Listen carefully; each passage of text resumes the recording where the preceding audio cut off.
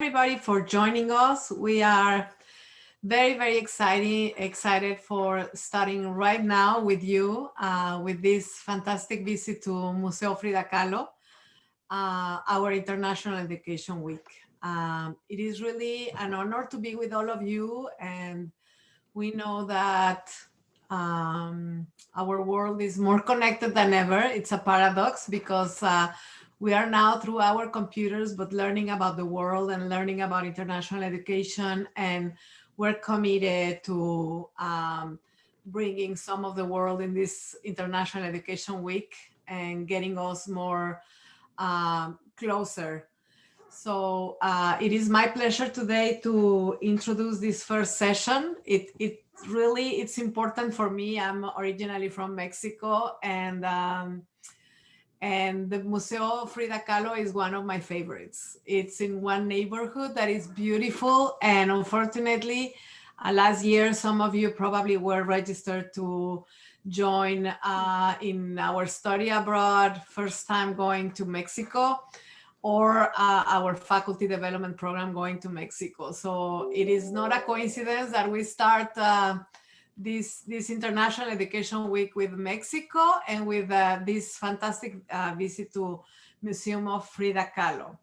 So I'd like to introduce our speakers, our expert faculty that will be guiding us through this fantastic visit to the Museum of Frida Kahlo. And it's Lori Rodriguez from Palo Alto and Professor Isnaga.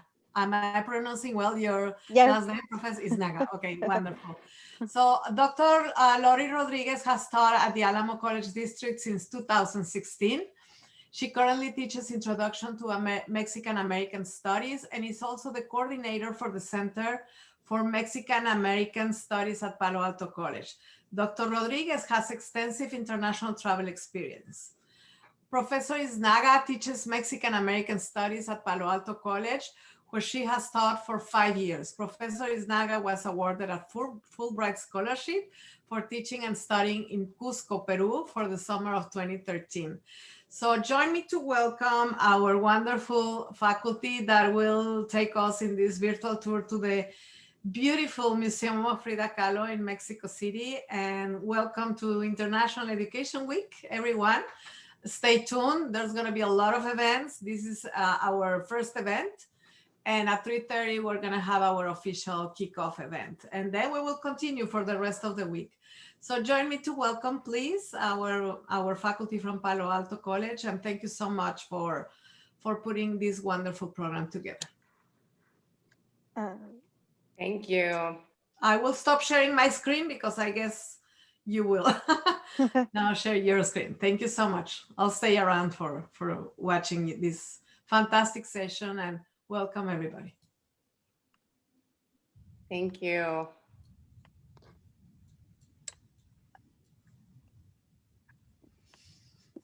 Hello, everyone. I'm Magdalena Isnaga, and we have Dr. Lori Rodriguez.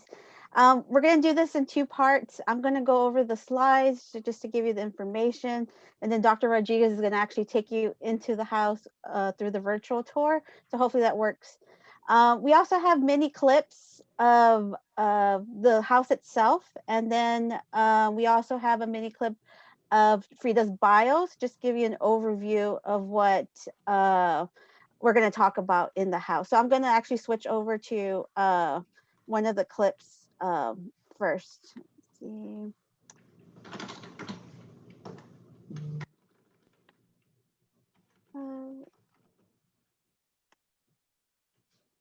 So let's do her bio first.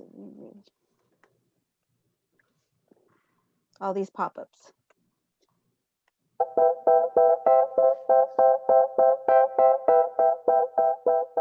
Frida Kahlo was a Mexican artist who became famous for her self-portraits that were strongly influenced by her Mexican culture. Frida was born near Mexico City on July 6, 1907, and grew up with her parents and 6 sisters. At age 6, Frida contracted a disease called polio, which damaged her right leg and meant she couldn't leave her bed for 9 months. So instead of playing with her sisters, she spent most of her time alone. Despite her childhood love of drawing, Frida Kahlo didn't always want to be an artist. She wanted to become a doctor.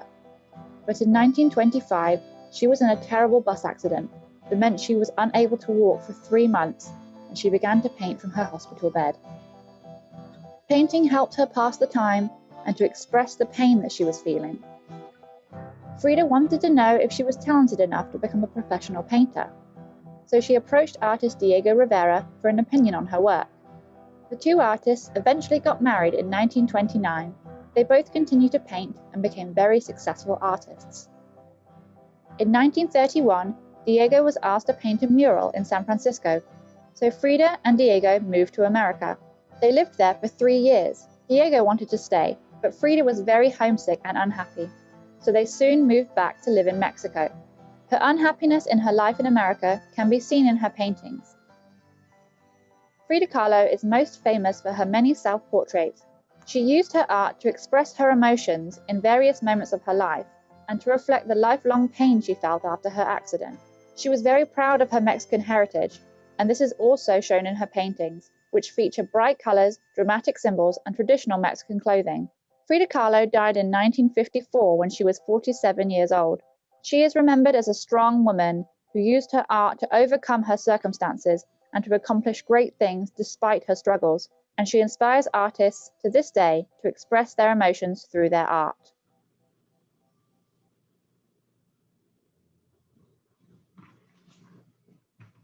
Okay, and let's go through the house. Just oops, a quick video on the house. Oops. Oh, there it is.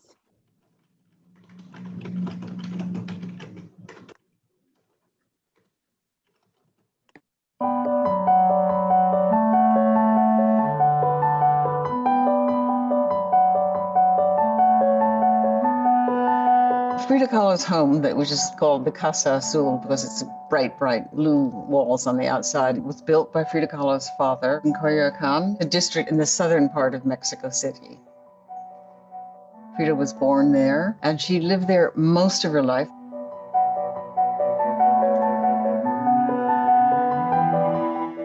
When I was doing the research in the mid-70s, I spent a lot of time there, and I really did feel her presence because all of her objects are there, and people are sort of present in the things that they choose to have around them during their life.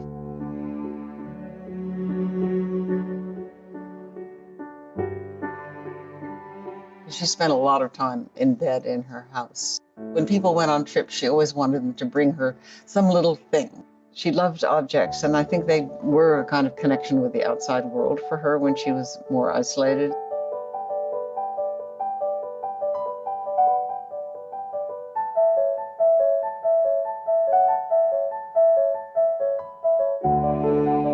The house is decorated with mostly folk artifacts, a reflection of her sympathy for the people of Mexico, the poor of Mexico, the Indians, and that was such a powerful matter of pride for Frida Kahlo to be very Mexican.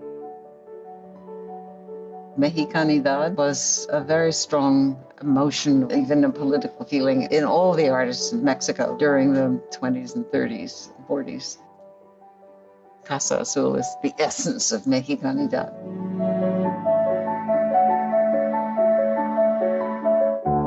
You don't feel the presence of Diego Rivera very much, except maybe in the garden where his pyramid is. It's really Frida.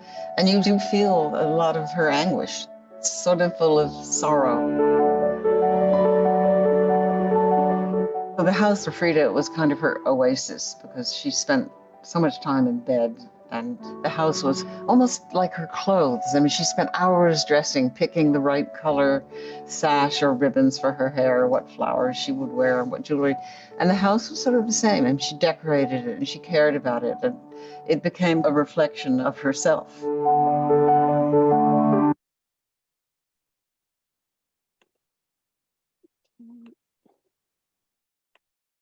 Okay, so let me pull up the presentation.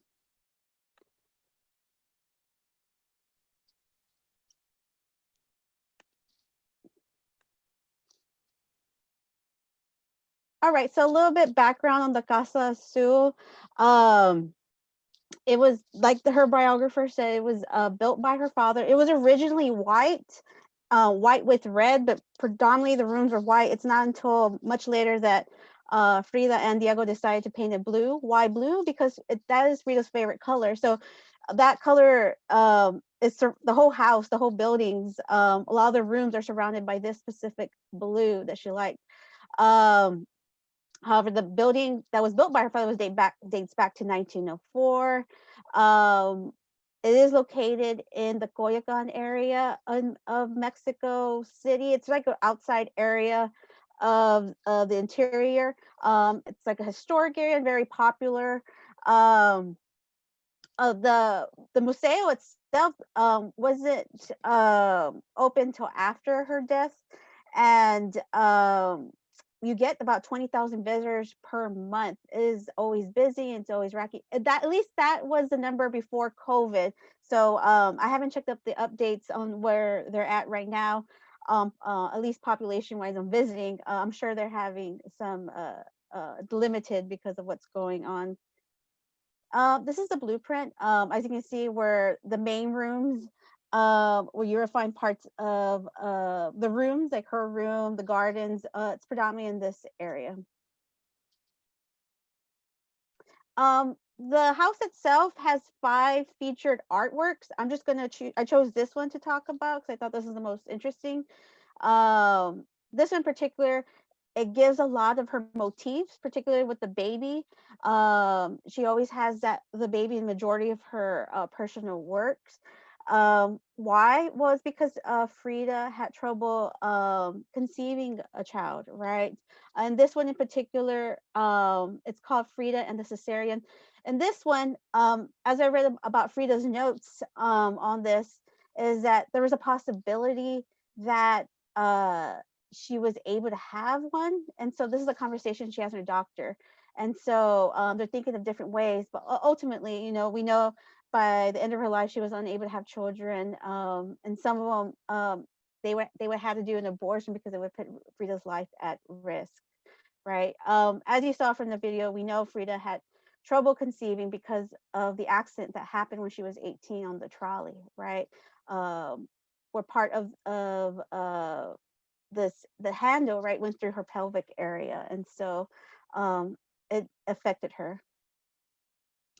One section of the museo has an exhibit of her dresses. Now, this exhibit didn't exist until after 2004.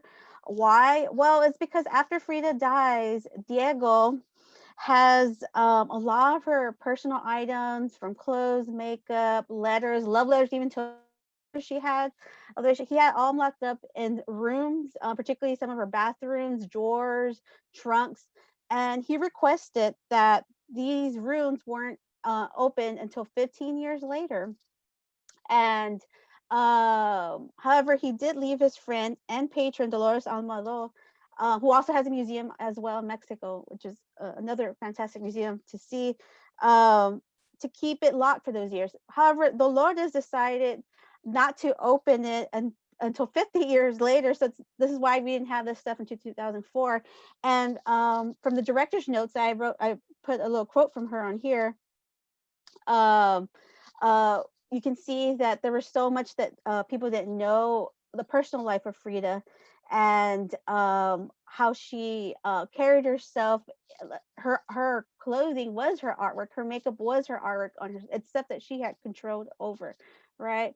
So a little bit of inspiration on why those particular dresses, the background of the dresses, right? So the first thing that we know is that some of those dresses were passed down by her family through her mother's side. Her mother is from Mexico and from the Oaxacan region. We have, when these rooms were uncovered and we discovered photographs, we see some of her mother's childhood pictures with some of the Oaxacan dresses.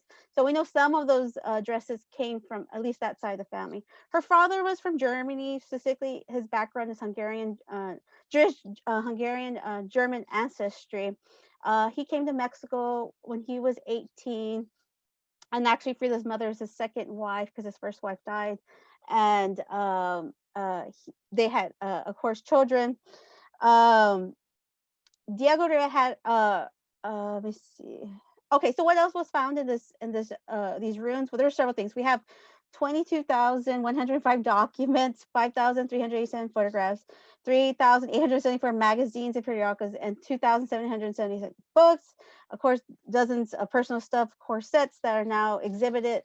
Not everything has been exhibited at the Museo. Some stuff has also been lent to other museums in Europe, and I know some recently in New York.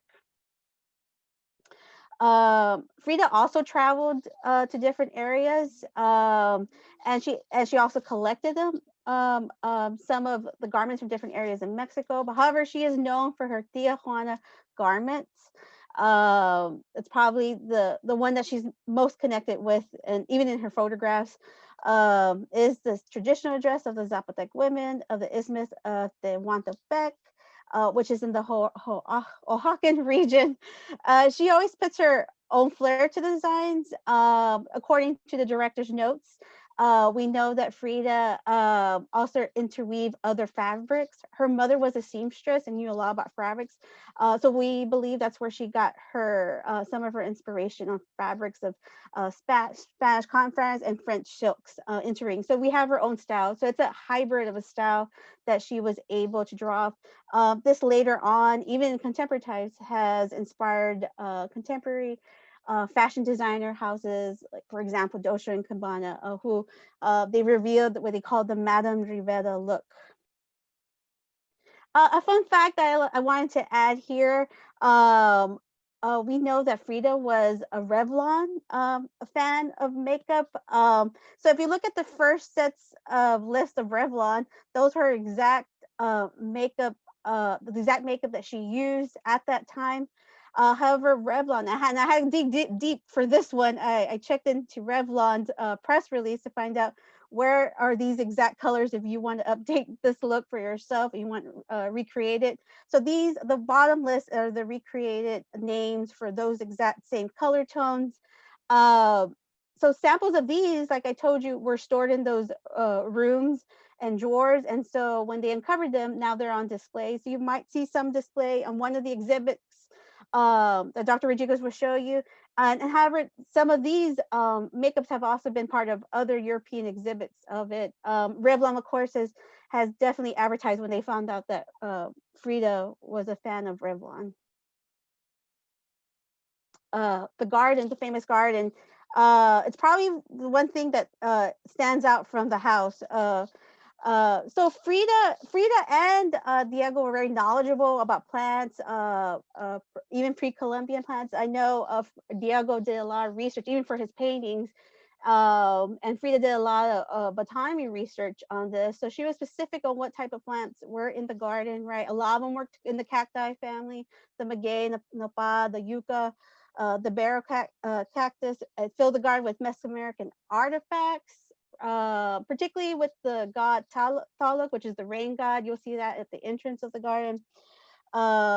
They also added that pink pyramid that you saw in the document, in that little quick documentary of the tour of the house. That was added later in 1930. That's when they had invited and were actually securing Leon Trotsky's safety at the living in the Blue House. So they added that pyramid. They actually bought more parts to expand the garden for his safety. So that came with the redesigning part of it. As you look at the background of this picture, that area is also a new part of the house that wasn't originally when her father had built it.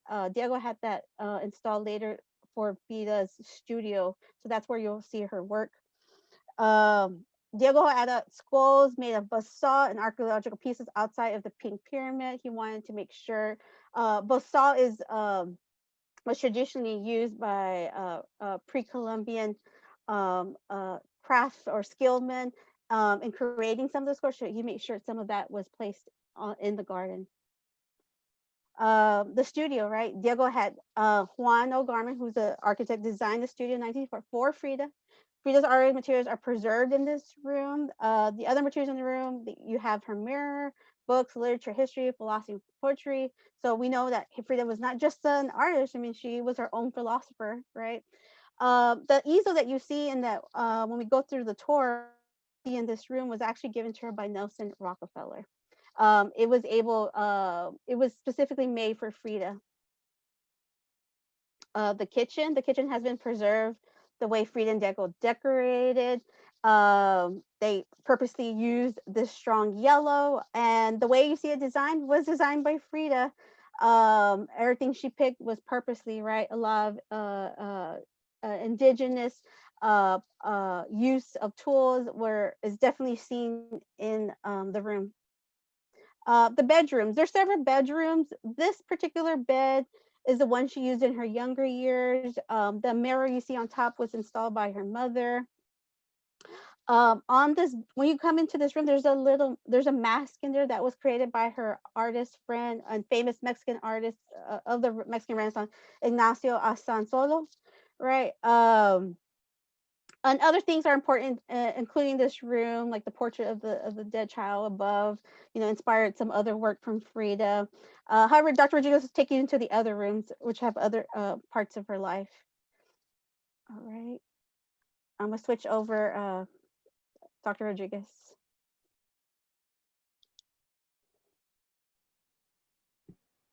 Thank you. Thank you, Maggie. So yeah, there's so much behind the artist that for time's sake, we can only focus on so much. But one of the significant things about Frida Kahlo as an artist is that in a more traditional sense, if you would look at an artist's work, you would look at just her paintings, right? But because her life and her identity was so ingrained in her paintings, right? She was basically the subject of her artwork, and more specifically her pain and struggles physically throughout her life were a big part of her content as an artist. I think it's pretty unique to have this experience when you go into the Frida Kahlo Museum, because you do see, as I'm going to show you, the different areas of her identity and her pain that kind of come to life when you're there. This is the next best thing, right? Visually or virtually, right? But being there, I can tell you that it's a pretty intense experience to be there physically in front of these pieces, right? So let me share my screen with you. And so for those who want to explore further, what I'm using today is Google Arts and Culture. And you can go in there and you can do a search of different artists, and you can basically have virtual tours of their work. So I'm going to do that right now.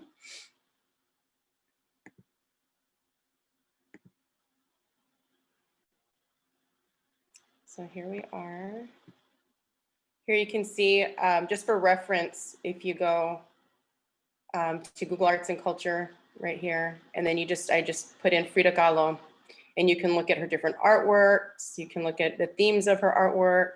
So what we're gonna do is go into the museum. So you have these different museum views, and this is where we're gonna start. And so we're gonna, as Professor Isnaga went over, a lot of the spaces she already went over. So now I'm going to give you the virtual tour of these spaces. This is the garden.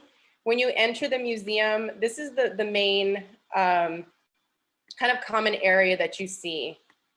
And so I'll show you kind of a better view here. Let's see. And you can see that it's decorated with a lot of Mesoamerican statues. And that's part of the aesthetic that that also comes across in Kahlo's artwork. Her identity is very rooted in this honoring of Mexican and indigenous Mexican culture, right? Interestingly, her father was, he worked for Diaz, who was the president at that time under a very colonialist Spanish rule of Mexico, and he was a photographer of colonial architecture. So she has this very interesting combination of her mother's indigenous roots And her father, right, who is European and who was a photographer of colonial architecture. So it's a very interesting combination of the two, the indigenous, right, and the colonial, which, you know, she's very much rooted in, whoops, let me go back, in this mestizaje, or this mixture of the two, right? So you can see here the statues that they have here that honor that indigenous civilization and culture, right? It's said that she had many animals also in this area. She had parrots, she had monkeys, she had dogs. She loved life itself and all the creatures of life. And so it was you can imagine, as a very vivid, very alive place, right? Which it said that she overcompensated for her body that she saw as a very ill and sick and dying body, with this love of life and this kind of over the top aesthetic that she kind of dressed herself in, her home, right? Her outside space here also. So this is the outside garden space. And then you can see the different rooms from here. And here you can see this is the kind of iconic wall that says Frida Diego vivieron en esta casa. So Frida and Diego lived in that house from 1929 to 1954 when she passed, right? And then you can kind of see how it goes into the different areas here. So that's the outside garden area.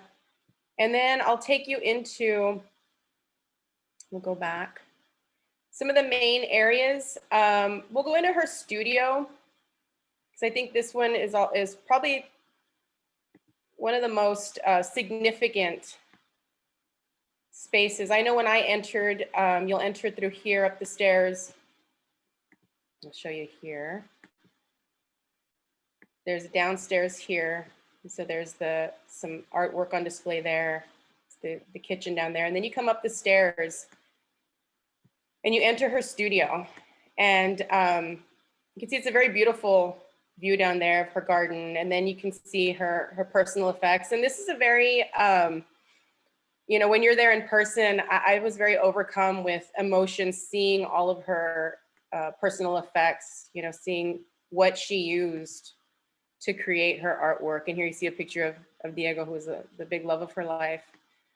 Her different paints here, her, you know, jars of paint here. And then this here was, for me, a very significant, let me back up a little bit. Very significant part of the museum was her wheelchair and easel here. So towards the end of her life, when she became a lot more ill, she was stricken with polio at an early age. One of her legs didn't fully develop. It was thinner than the other one. It was very weak, so she had a limp. And then later on, when she had her bus accident, she was, you know, that changed her life forever, because that made her very sick throughout her life. They thought she wouldn't survive that accident. And so she, you know, her health, you know, it you know, improved a little bit over time, and then it would get worse. And she was always stricken by pain her whole life, physical pain her whole life. So she literally had physical pain. And then she also had the pain of not being able to have children. She really wanted to have children with Diego, whom she loved very much, even though they had their, you know, their tumultuous life. He had affairs, and she later had affairs also, but she loved him very much. And that's something that she very much wanted with him. And she had a lot of problems. She was not able to have children. She had to get abortions. She had miscarriages. So there's a lot of pain in her life, the pain of the infidelity of Diego Rivera. So this, I think, was a very iconic space in the museum, where you can see, right, that this is her. You know, it's kind of a symbol of her pain, physical pain, you know, emotional pain, and yet that's what basically made her the artist that she is, right? And so I know I actually teared up when I saw that, when I passed that. Then you move on to, excuse me, the rest of her space here. And then it goes into her bedroom. And as you all know from the video we watched, or if you know about Frida's lifelong illness, she was bedridden a lot. And when her accident happened, her father, who was very supportive of her independence and her artwork,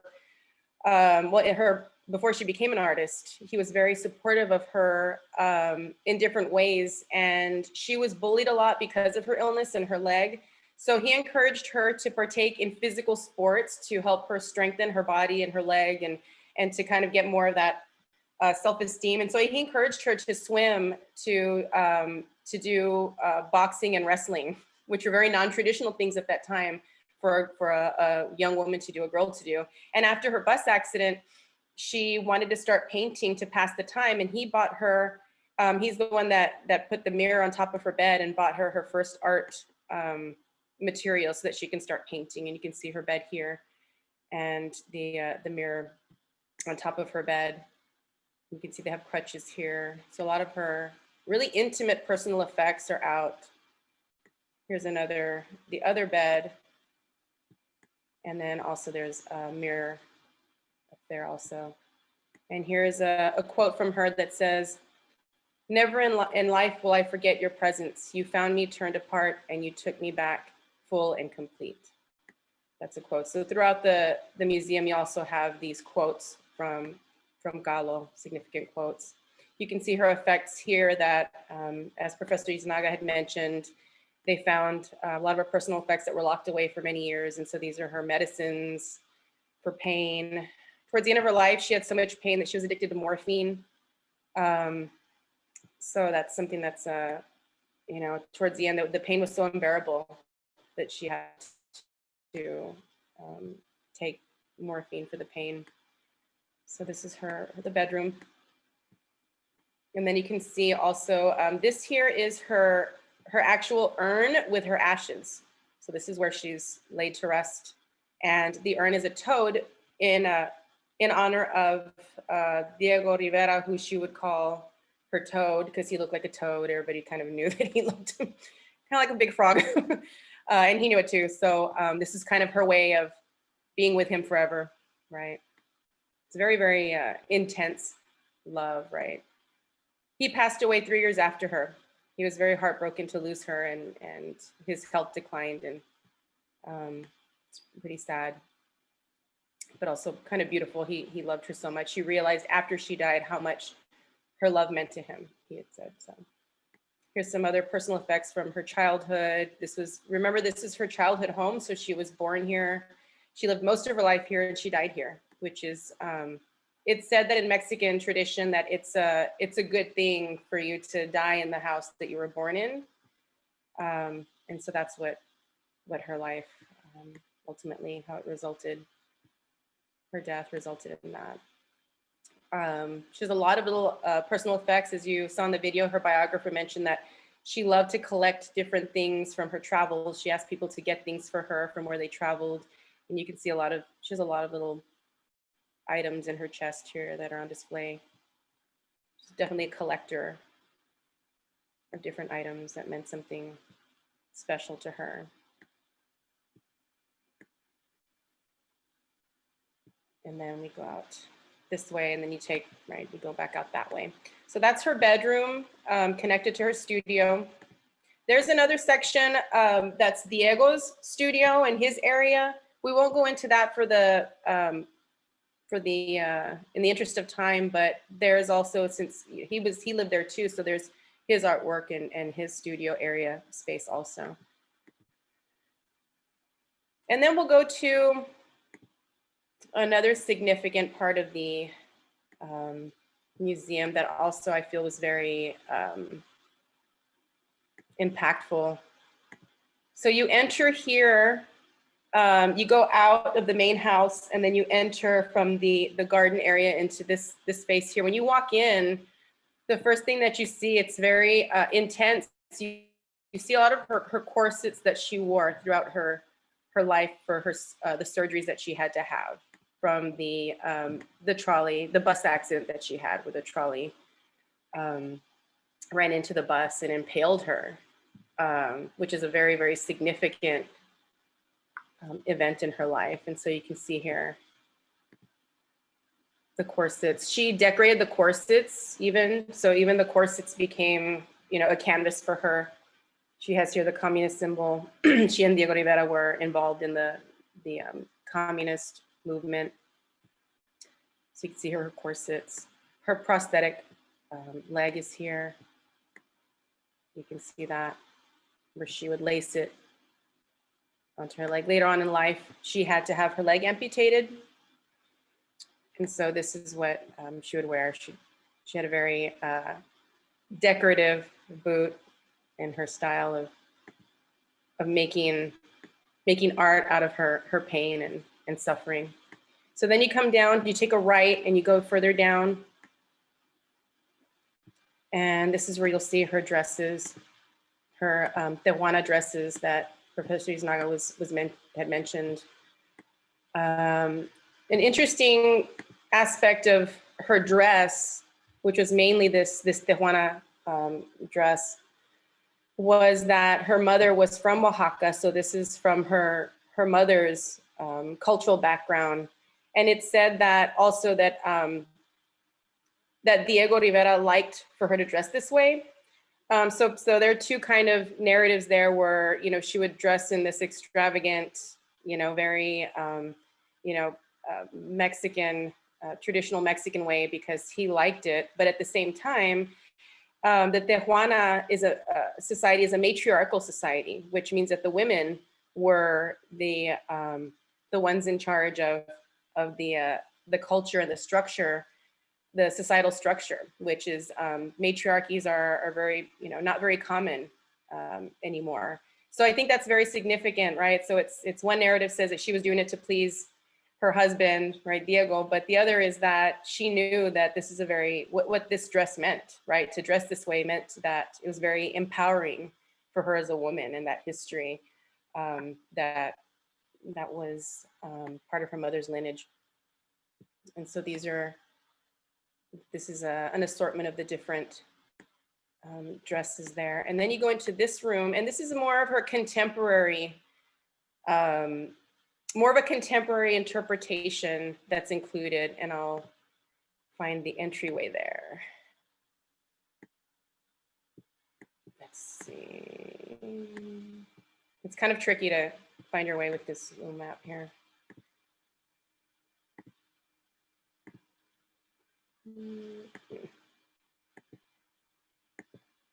Let's see. There we go. I have to hit right on the X to move forward. And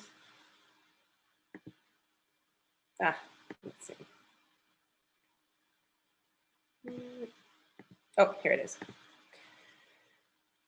There's different ways you have to click in. So here, another corset that she's decorated here. In here, let's see, go around this way. Let's see, actually, let's go this way. Oh, sorry, this is a tricky room to navigate. Let's see.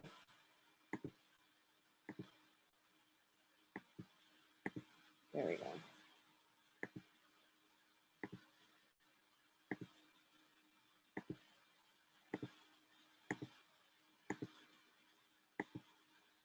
I'm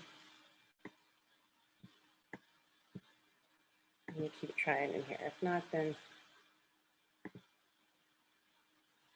another route. There we go. This one's a little tricky room. So this is actually, like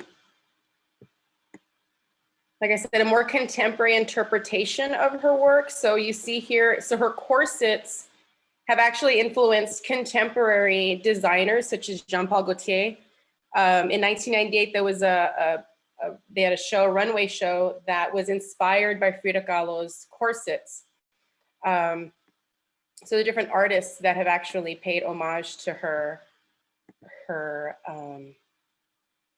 corsets, which is interesting because it's not something that's traditionally seen as her artwork, right? But what it represented became an inspiration to designers and artists, right? Who were inspired to make these these dresses, right? And so I think that's a very interesting, so after she's gone, many years after she's gone, right, she's still influencing contemporary art, right, through not just art, but also fashion, right, which is another example of art. And so you can see here, right, the influence. I'm gonna try and get into this room of her effects. Let's see. Let's see. If not, then.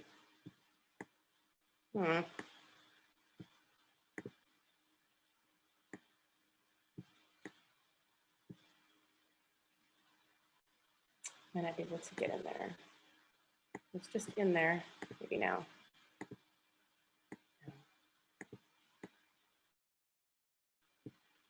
So in here, if we can get in here, let's see, I think maybe through here we can get. There's a way to get in here.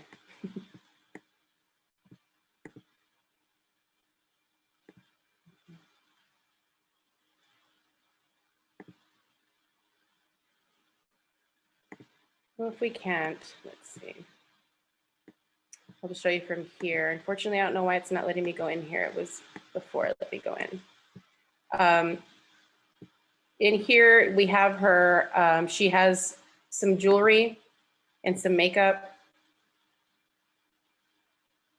I don't know why I can't get in there. Let's see, maybe here. Maybe through here. Maybe not. Well, sorry. So in here, there's some, oh, now we can, I think. It's a little tricky.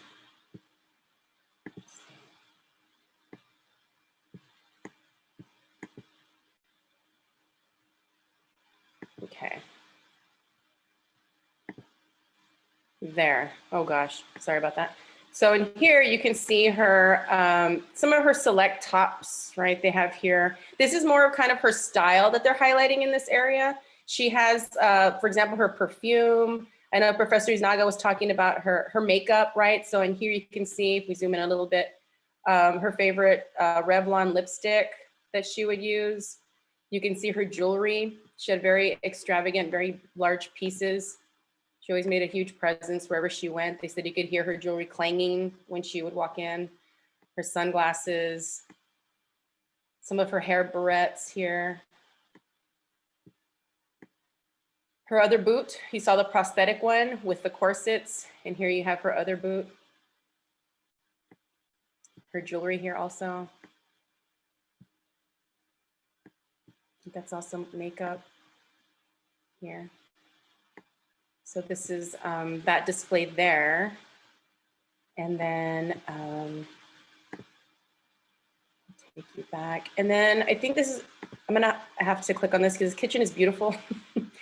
And you can see again the very Mexican aesthetic that she's very intentional in having in every part of her life, right? So this is made of broken bits of the clay of pottery that she made up here. So she put her name, her name and Diego's name artwork. So she decorated everything, right?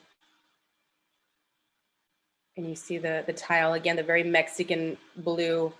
This color is a very Mexican color, which is also part of why I think she loved this color and painted the house that color, right? You can see that theme running through here also.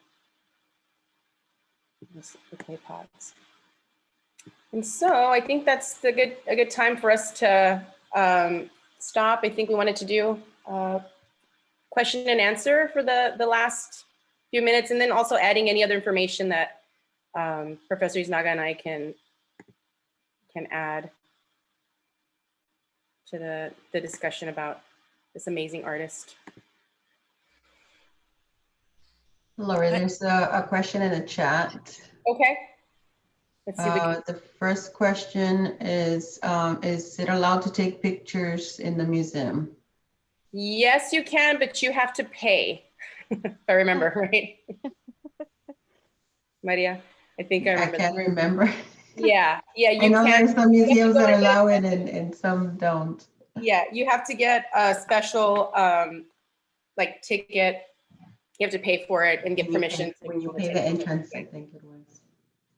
You can, but it has to be by you have to get the. Okay, and then someone else is asking, is that barro?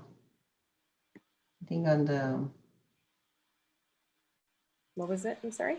Is that barro? It's from Norma at 143. Uh-huh. Is I- that barro and what? Is she still on? Can you clarify what that Norma, means? Barro? It's the material on the dishes. On the on the dishes, she's dishes. asking.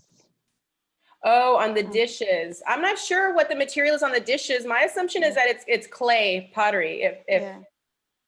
I'm not sure exactly what the actual material is on the dishes. I know Frida went to when she went to these towns to collect her garments, she was also collecting for the house. So that's probably where some of these some of the stuff that she used in the kitchen come from these different places. Yeah. Does that help to answer? Okay.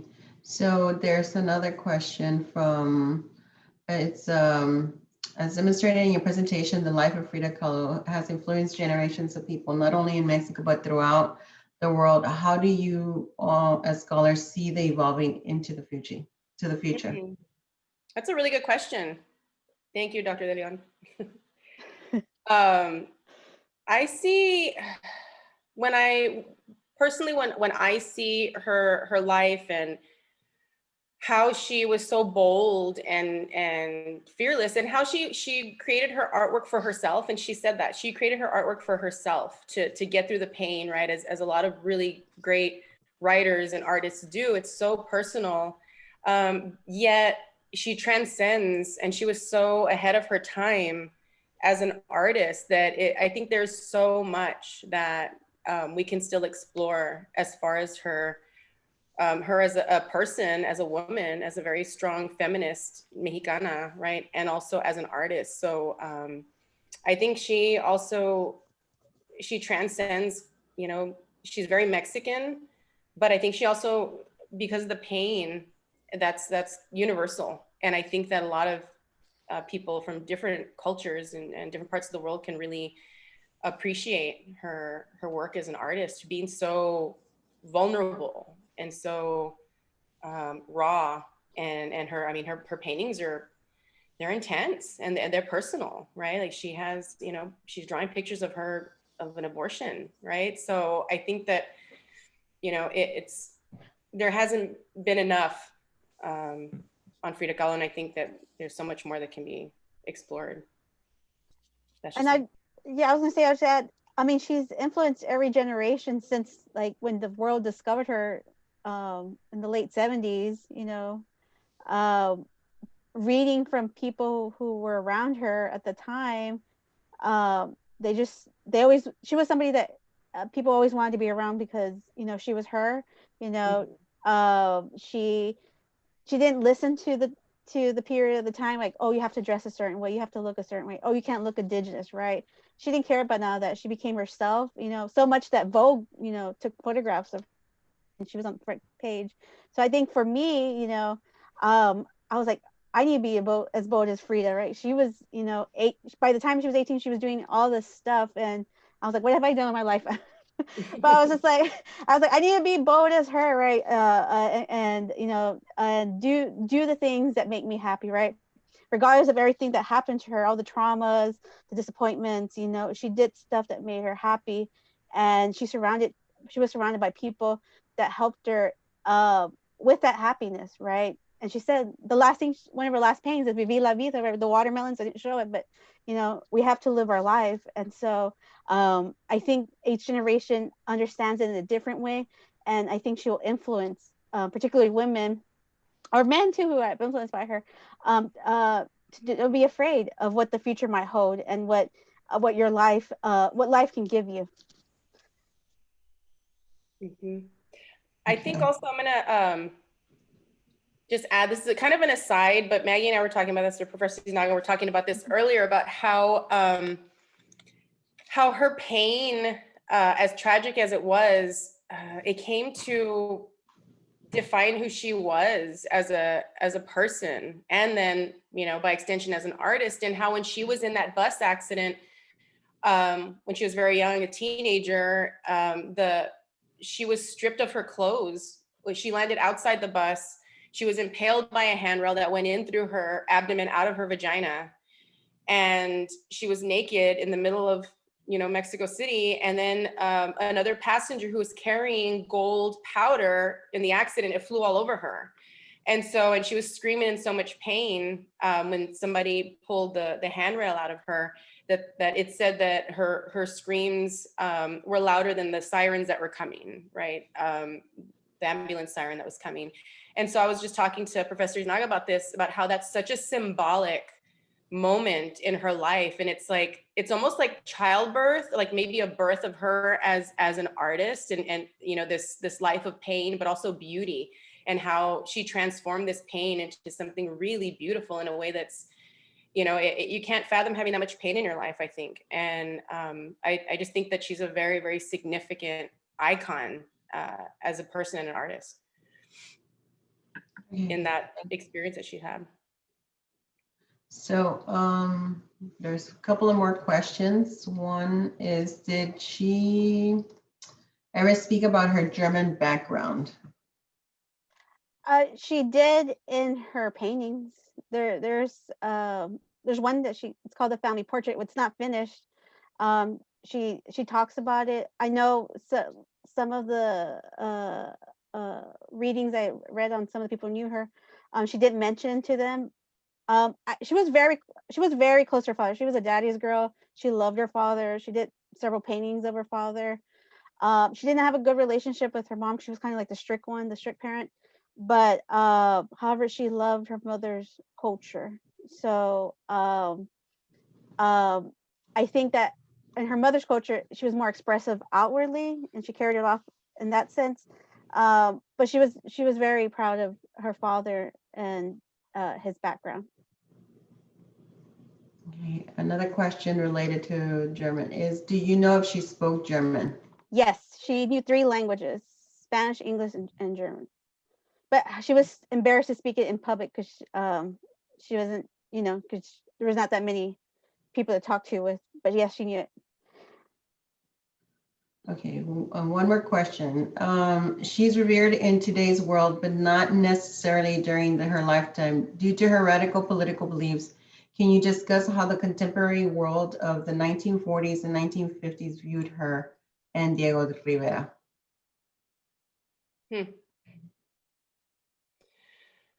Well, I think it depends also on, and Maggie can help with doing this. I'm sure you have a lot to add to this, but I think it also depends on where the location, because I know in the U.S., right, they were invited, or Diego Rivera was invited to the U.S. to do create some murals.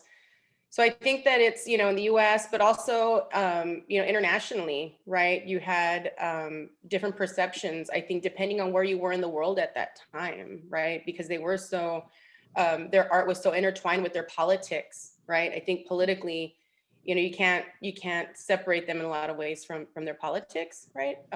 So I would say it's kind of complicated. If you're looking at the 40s, 50s in particularly, I would say abroad, and that includes the US and Europe, in the elite art circles, they loved her. I mean, even around the house in the studio, there's knickknacks from different artists that were still sending her stuff, you know, even up to the 50s. So I would say in those circles, she was adored. However, I would say, like, if you want to say the whole US, it really doesn't pop up over here, or her story, until the 80s, when Madonna starts collecting some of her work and it starts getting attention. And in Europe, it's towards the late 70s, where they start, like, where the public is recognized who she was. And so, you know, it's also around the time where Chicana feminism is rising. It's a little after the civil rights, but Chicana feminism was really really heightened in the 70s and early 80s. So as far as the Mexican American people too, you know, I would say probably scholars and students from Mexican American studies or ethnic studies who are learning about, they're already learning about artists in Mexico. So at least for women, for Chicana women, it was really, she came at a good time learning about her, you know. But I would say the world and internet, it was probably after 2004 when we found out more about her. They had to rewrite a lot of some history books, not just on Frida, but on Diego, because there was a lot of stuff they didn't know. So it's probably in our modern time that we know, we see her differently. Thank you. We have one more question. I believe we're running out of time. The question is, so do you think that because of how publicly she shared her pain, she may have had some influence with, for instance, the confessional poets? Maggie, would you want to take that one? I was gonna say, in those, like in that time, we're talking about like the time like there's surrealism, the surreal modernism's hitting in Europe. So all these inner circles were already talking to each other. So most definitely poets, especially international poets, where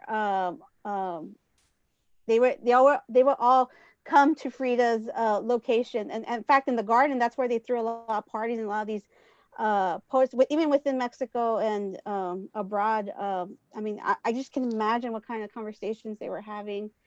I mean, to have that many intellectual people, artists, all come together in a room, it must have been an extraordinary event as far as like intellectual knowledge passing from one person to the other, and then influencing each other's art.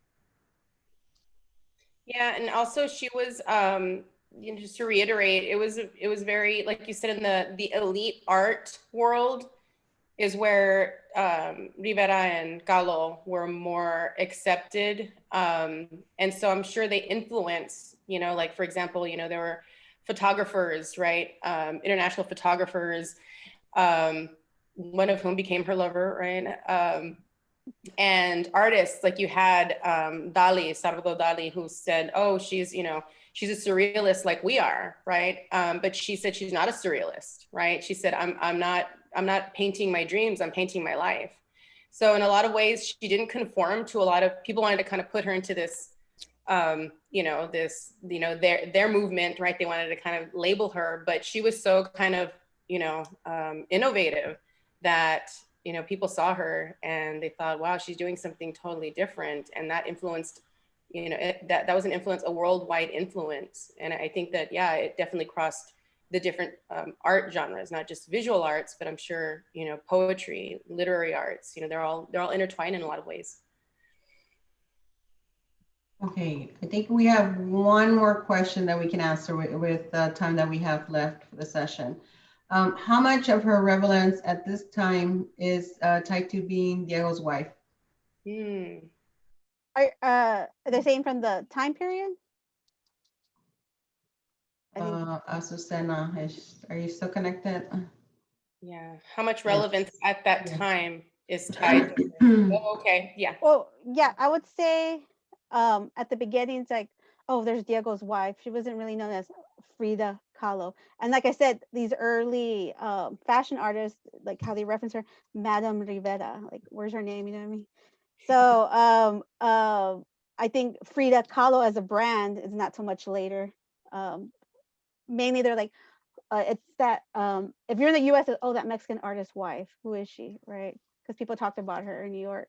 So she was seen mainly as his wife, not as an artist. Okay. Yeah, it was only until later on in her life that she started becoming recognized as an artist independently. Okay. Well, thank you so much, Dr. Rodriguez and Professor Izenaga. We have a raffle, and I'm going to let Alicia Ramirez just give a little bit of information on that. We're going to be raffling a little gift basket. You want to talk about it, Alicia? Sure. So we're going to randomly select a winner that has attended this session that stayed until the end. So don't click off just yet. So what you would be winning is a box from Universal Yums. And what that is a little box with a lot of international snacks. And usually it's one country in the snack box, but actually during this holiday season, it's many different countries all in one box. So we'll go ahead and select a random winner right now.